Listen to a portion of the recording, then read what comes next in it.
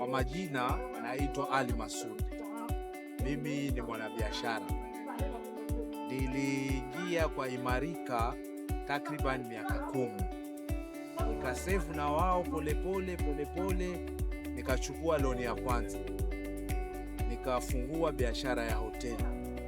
Hoteli ikanisavu, nikalipa ile loni, nikamaliza. Nikatamani loni ingine.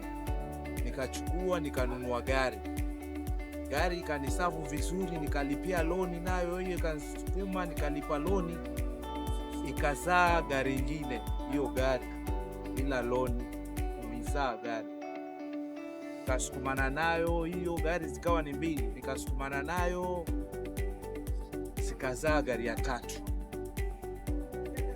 Imarika inasaidia, ni chama inasaidia, na wahimiza vijana, wadada, wamama, ingieni kwa chama, mwanze kusefu kidogo, mutanufaika kwa maisha ya baadaye.